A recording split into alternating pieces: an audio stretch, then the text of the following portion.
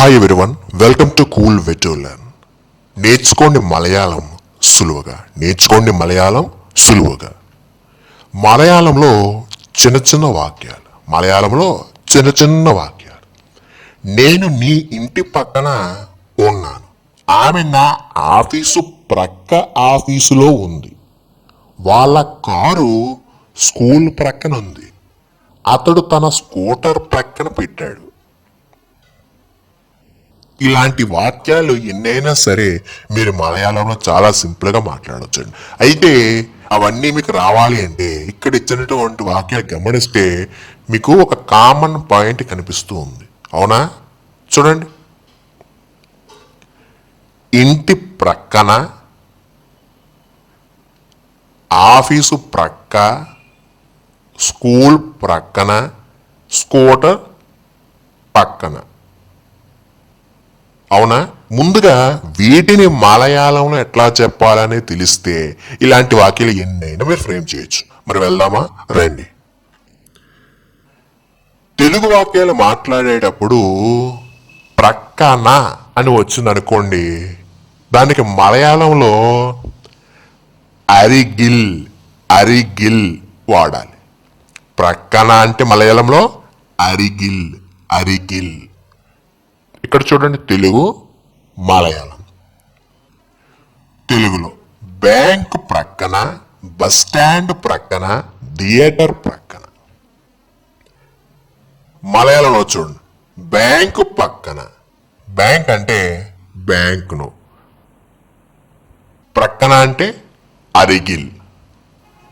Bank పక్కన అంటే మలయాళంలో బ్యాంకును అరిగిల్. బస్ స్టాండ్ ప్రక్కన.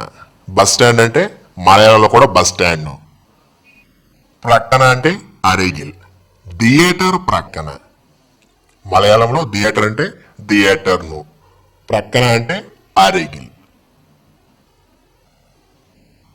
థియేటర్ను అరిగిల్.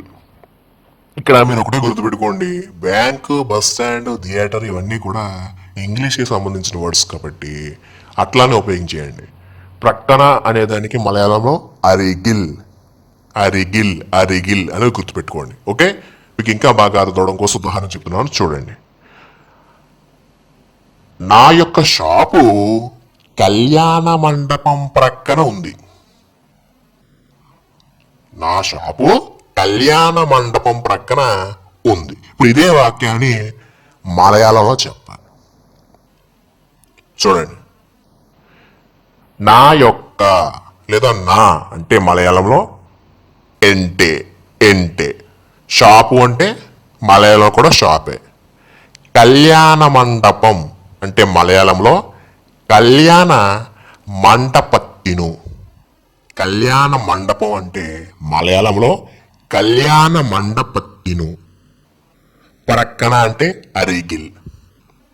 ఉంది అంటే మలయాళంలో ఆన్. నా యొక్క షాపు కళ్యాణ మండపం ప్రక్కన ఉంది అంటే మలయాళంలో అంటే షాపు కళ్యాణ మండపత్తిను అరిగిల్ ఆన్.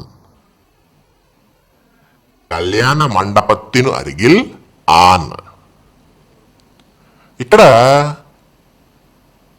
నా యొక్క షాపు ఉంది మధ్యలో మీరు ఏవైనా పదాలు చేర్చవచ్చు. ఉదాహరణకి, నా యొక్క షాపు బ్యాంకు పక్కన ఉంది, నా యొక్క షాపు రైల్వే స్టేషన్ పక్కన ఉంది. ఇట్లా మీరు ఎన్ని వాక్యాలైనా ఫ్రేమ్ చేయొచ్చు.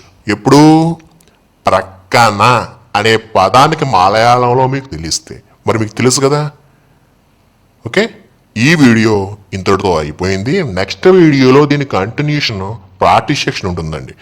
ప్రక్కన అనే ఒక పదాన్ని తీసుకుని తెలుగు వాక్యాలు ఫ్రేమ్ చేయడం జరిగింది.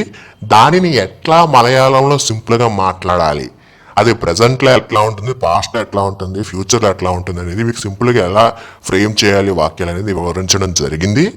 మళ్ళీ నెక్స్ట్ వీడియోలో కలుద్దాం. Okay, thank you.